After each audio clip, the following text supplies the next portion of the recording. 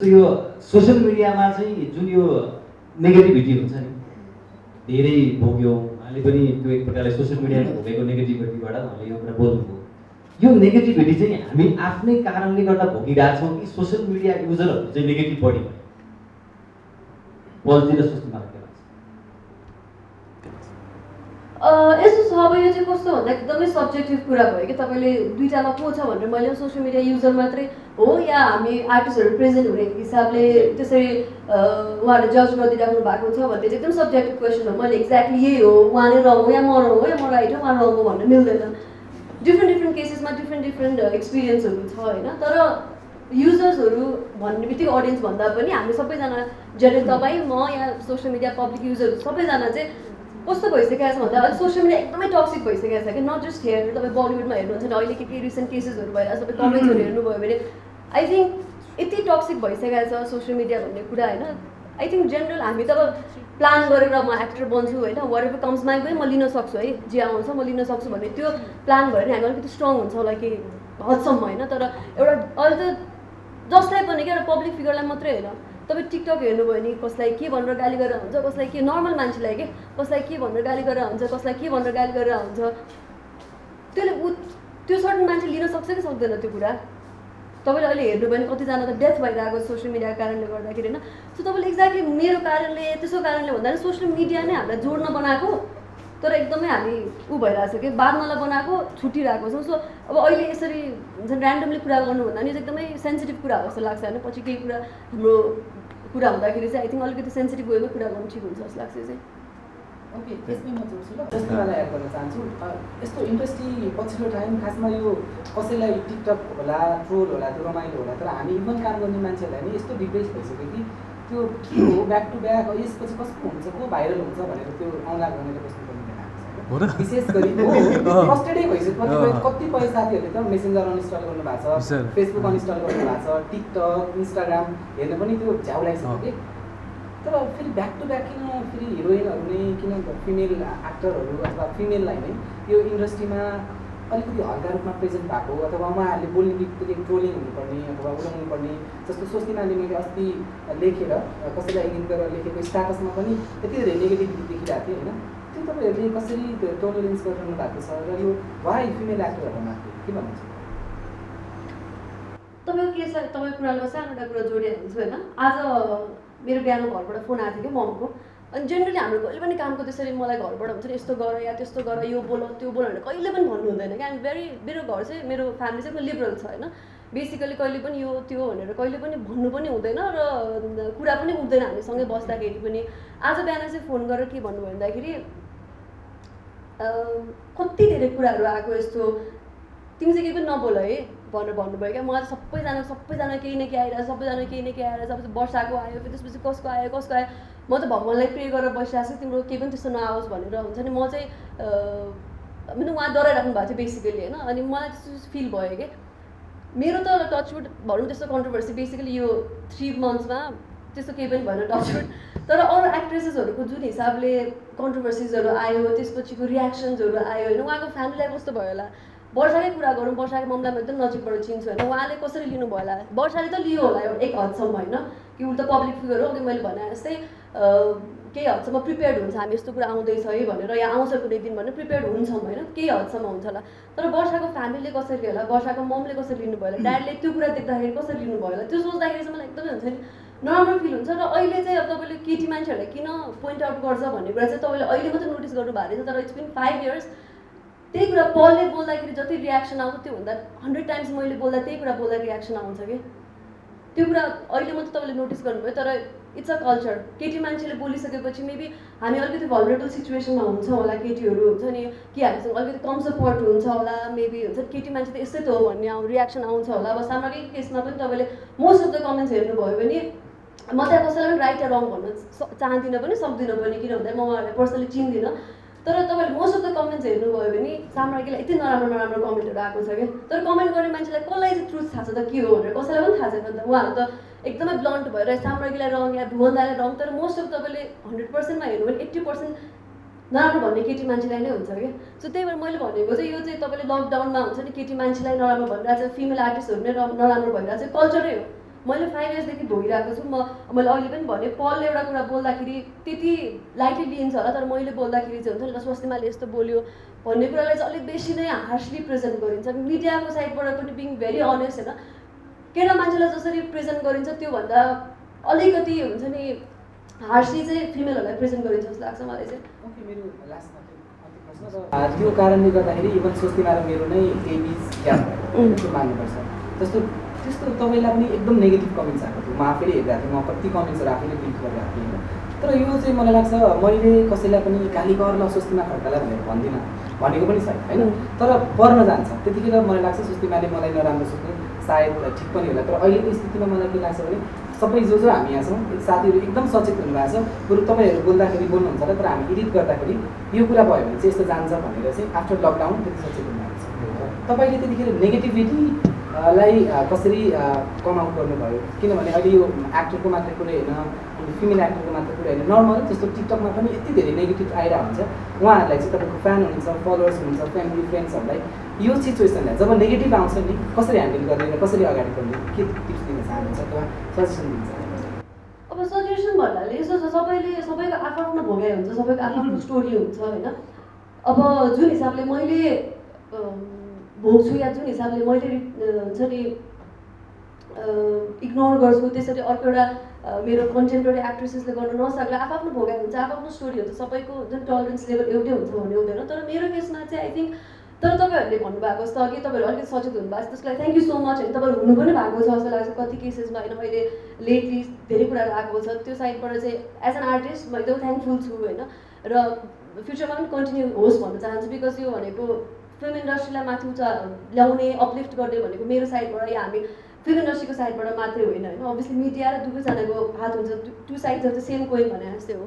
र अब त्यसलाई कसरी ह्यान्डल गर्ने भन्ने कुरामा चाहिँ फर्स्ट एन्ड फरमोस्ट कुरा भनेको चाहिँ इग्नोरेन्सै हो जस्तो लाग्छ होइन। त्यसलाई कतिसम्म सकिन्छ इग्नोर गर्ने र अब कति कुरामा चाहिँ रिटालिएट गर्नुपर्ने पनि हुन्छ होइन। रङ कुरा हो भने त्यो रङ हो, राइट कुरा हो भने राइट कुरा हो भनेर भन्न सक्ने एउटा हुन्छ नि गट्स पनि चाहिन्छ। र त्यो गट्स भएपछि चाहिँ ल केही न केही नराम्रो चाहिँ आउँछ है। मैले केही कुरा राखिसकेपछि पोजिटिभ कुरा पनि आउँछ, नेगेटिभ कुरा पनि आउँछ, प्रिपेयर्ड चाहिँ हुनुपर्छ। किनकि अडियन्स भनेको त एउटा थट भएको मात्रै अडियन्स हुँदैन, एउटा पर्सपेक्टिभ भएको मात्रै अडियन्स हुँदैन। डिफ्रेन्ट पर्सपेक्टिभ भइसकेपछि भोलि त्यही अनुसारको त्यही पर्सपेक्टिभको कमेन्ट्सहरू आउन सक्छ। सो मेन भनेको चाहिँ एउटा हुन्छ नि हाम्रो टलरेन्स लेभल चाहिँ एकदम राम्रो हुनुपर्छ र इग्नोरेन्स लेभल पनि एकदम राम्रो हुनुपर्छ जस्तो लाग्छ।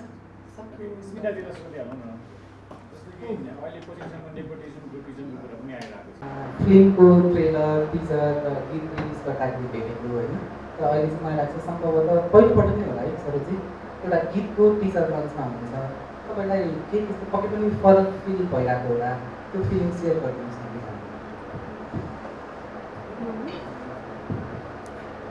First of all thank you so much सबैजनालाई आइदिनु भयो। 2 वर्ष 1.5 वर्ष जस्तो अलिकति भिडियो अलिकति कम भएको थियो होइन। तर मैले अस्ति एउटा इन्टरभ्यूमा पनि सरोज दाइको बारेमा भनेको थिएँ। कस्तो भन्दाखेरि चाहिँ यो फुल हाम्रो भिडियो सुटिङ भिडियोको हाम्रो हुन्छ नि वर्कसप पनि भयो 2 दिन होइन। एन्टायर यो सुट अनि एन्टायर हाम्रो यो सबै काम चाहिँ कहीँबाट पनि ल भिडियो भन्ने बित्तिकै सानो काम जस्तो लाग्छ होइन। कहीँबाट पनि त्यो भिडियोको काम या सानो काम हो भनेर जस्तो त्यो फिलै भएन कि। त्यही भएर आज यहाँ बस्दाखेरि पनि अब अभियसली बिकज अफ अरू रिजन्सहरूले गर्दाखेरि चाहिँ अलिक डिफ्रेन्ट फिलिङ त भएको छ होइन। अब कोरोनाको कारणले होला या हामी धेरै पछि भेटेको छौँ, त्यो कुराले गर्दाखेरि चाहिँ अलिकति हो डिफ्रेन्ट फिलिङ चाहिँ छ।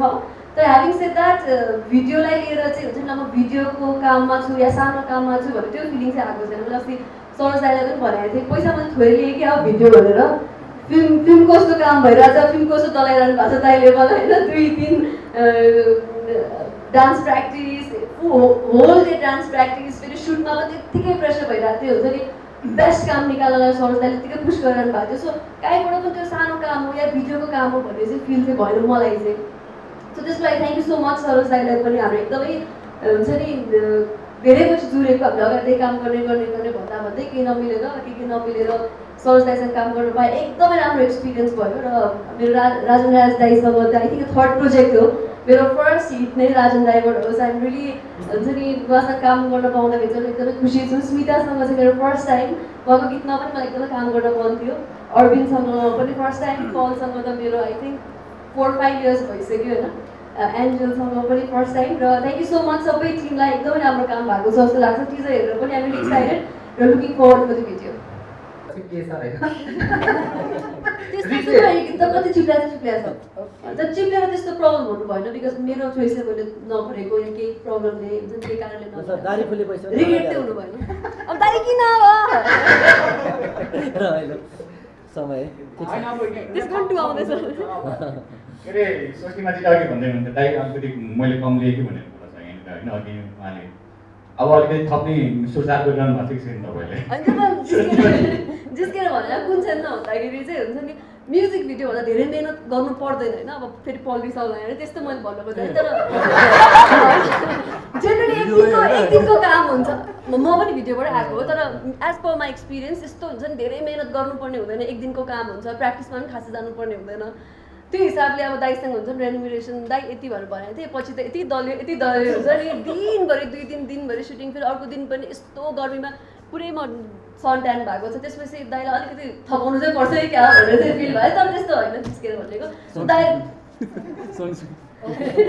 अब स्मिताको पालो छ स्मिता लाहाको एक्सक्युज मी जस्तो यो कोरोनाले गर्दा धेरै कुराहरू तसनस छ विश्वमै नेपालमा पनि तसनस छ पलजीको लागि त मैले पारिश्रमिकको विषयमा 2-3 न्युज पनि भनिसकेँ पलजीले आफैमा पारिश्रमिकको विषयमा एउटा स्ट्याटस पनि लेख्नु पछि आएको होइन स्वस्तिमाजी र पलजीलाई के लाग्छ कोरोना पछि अब फिल्म सुरु हुँदैछ त्यो कलाकारले पारिश्रमिक कम गर्न आवश्यक छ या छैन कि कलाकारले नै आफ्नै पीडा होला निर्माताहरूले चाहिँ कलाकारले कम पैसा लिँदै हुन्थ्यो भन्ने छ सरोज दाइलाई पनि होला सायद त्यो पैसा कम लिँदै भन्ने हुन्थ्यो होला के छ तपाईँहरूको चाहिँ अब फिल्ममा काम गर्दा वा म्युजिक भिडियोमा काम गर्दा पारिश्रमिक पहिलाको भन्दा कम लिएर काम गर्नुहुन्छ 25% डिस्काउन्ट भन्नुभएको छ होइन के छ यसमा धारणा के छ कि साँच्चै कम गर्नुपर्छ या तपाईँहरूको पनि आफ्नै पीडा छ पीडा सबैलाई छ सबैलाई पीडा छ तर यस्तो हुन्छ टेबल टक हुन्छ होइन टेबल टक गर्ने हो सो निर्माता निर्देशकहरू बोर्डको मान्छेहरूले लिएर चाहिँ हामी सल्लाह गरेर सबै हामीले मात्रै होइन आर्टिस्टले मात्रै होइन कि सम्पूर्ण टिमले होल टिमले डिस्काउन्ट गर्न रेडी छ भने आर्टिस्टले गर्छ होइन सो हामीले मात्रै गर्ने अरू टेक्निसियन टिमदेखि लिएर अरू वितरकदेखि लिएर हलको मान्छेदेखि लिएर सबैले चाहिँ पहिला पुरानो रेटमा गर्ने र हामीले चाहिँ डिस्काउन्ट गर्नु मिल्दैन त्यो फेरि सो मेरो विचारमा चाहिँ डिस्काउन्ट गरेको राम्रो अहिले चाहिँ यो महामारी यस्तो भयावह टाइममा चाहिँ सबैलाई गाह्रो छ अहिले सो मैले म्युजिक भिडियोहरू चाहिँ अहिलेदेखि नै मैले पहल मेरो साइडदेखि पहल गरेको मेरो जति रेट छ त्यसमा 25% चाहिँ मलाई नदिनुहोस् डिस्काउन्ट दिएँ मैले चाहिँ सो 25% माइनस गरेर दिनुहोस् भने सबैलाई सो मेरो साइडदेखि गइरहेको छु र सम्पूर्ण टिमले चाहिँ गरेको राम्रो हो कुरा गरेर पारिश्रमिक भनेर तपाईँले चाहिँ पारिश्रमिक घटाउनुपर्छ भन्ने मान्यता राख्नुहुन्छ या तपाईँहरूको आफ्नो पीडा छ भोलिको लागि यस्तो छ अब अहिले त पीडा भन्दा पनि I think we all in the same board सबैजनालाई इक्वल्ली प्रब्लम भइरहेको कुरा हो होइन तपाईँलाई त्यस्तै प्रब्लम होला मेरो पर्सनल प्रब्लम कसैलाई थाहा नहोला होइन अब हामी चाहिँ कस्तो हुन्छ भने यसले यति पारिश्रमिक लियो यसले यति लियो भन्दा भन्दै सबैजनाको नजरमा चाहिँ कस्तो भइरहेछ भने आर्टिस्टहरूसँग यति धेरै पैसा छ है भन्ने त्यो थिङ्किङ छ होइन तर सबैको आफ्नो प्रब्लम हुन्छ सबैको आफ्नै भोगाइ हुन्छ त्यसरी अब जज गरिहाल्नु त मिल्दैन तर ह्याभिङ सेड द्याट अब हामीसँग त एटलिस्ट एउटा बल्कमा अमाउन्ट आउने भएको भएर बल्कमा रेन्युमरेसन पे हुने भएको भएर चाहिँ केही न केही हिसाबले टेक्निसियन्सहरूभन्दा चाहिँ भनौँ अलिकति सजिलै छ होला होइन सो त्यो हिसाबले पनि आई थिङ्क काहीँ न काहीँबाट चाहिँ हामीले चाहिँ त्यो साइडबाट सोधिदिनुपर्छ होला जस्तो लाग्छ त्यो डाइमेन्सनबाट चाहिँ हेरिदिनुपर्छ एज एन एक्टरको हिसाबले चाहिँ होइन म्युजिक भिडियोज भन्दा पनि आई थिङ्क अझ फिल्मसमा चाहिँ म्युजिक भिडियोजमा चाहिँ किन पनि भन्दाखेरि आई थिङ्क अहिले रेभेन्यू उठाउन म्युजिक भिडियोमा चाहिँ एटलिस्ट राम्रो टिमले चाहिँ सरोजदाईकै टिम हेर्ने हो भने होइन म एकदमै ब्लड भएर भन्छु सरोजदाईलाई एकदमै राम्रो भइरहेको छ रेन्युमरेसनको हिसाबमा पनि बिकज उहाँले राम्रो काम गर्नुहुन्छ राम्रो रेभेन्यू आउँछ उहाँको होइन तर फिल्ममा आई थिङ्क त्यो छैन हामी एकदमै जेरो लेभलमा छौँ माइनसैमा छौँ त्यो केसमा चाहिँ फिल्मको केसमा चाहिँ I think as an actor मैले सोच्नुपर्छ जस्तो लाग्छ मलाई र कोलाई चाहिँ अझ त्यो टिममा गाह्रो भइरहेको छ मेबी टेक्निसियन्सलाई गाह्रो भइरहेको हुनसक्छ सबैभन्दा मेन मारमा परिरहेको भने टेक्निसियन्सहरू होइन सो मेरो साइडबाट मैले अलिकति केही कम गर्दाखेरि टेक्निसियन्सलाई भोलि सजिलो हुने हो कि हामीले 3000 5000 यो लकडाउनमा 3-4 महिनामा दिएर केही पनि उहाँलाई आई थिङ्क कुनै साइडबाट पनि सजिलो हुँदैन सो भोलि फिल्म सुटिङ हुन थालेपछि या ब्याक टु नर्मल भइसकेपछि एज एन आर्टिस्ट त्यो डाइमेन्सनबाट चाहिँ सोच्नुपर्छ डेफिनेटली भनेपछि कसैले सिनेमा तपाईँलाई अफर गरेको तपाईँ पारिश्रमिकको बारेमा चाहिँ सोच्नुहुन्छ? पारिश्रमिकको बारेमा सोध्छु तर मैले यस्तो कसरी बनाउनु लागेको छ उहाँहरूको हुन्छ नि मोटिभ के हो फिल्मको अब भनेको 3 करोड खर्च गरेर म चाहिँ अब मलाई चाहिँ थोरै देऊ भने त्यो त होइन होला होइन तर उहाँहरूले पनि काहीँ न काहीँ एउटा फिल्म अब भोलि ब्याक टु नर्मल भइसकेपछि अलिकति सबैतिरबाट च्यापिन्छ होला होइन प्रोड्युसर पनि डिरेक्टर पनि त्यो अनुसारले च्यापिन्छ होला सो मेरो साइडबाट पनि म चाहिँ होइन म त्यही कुरा त्यही अमाउन्टमा स्टिक हुन्छु मलाई त्यति नै चाहिन्छ भन्ने चाहिँ हुँदैन होला जस्तो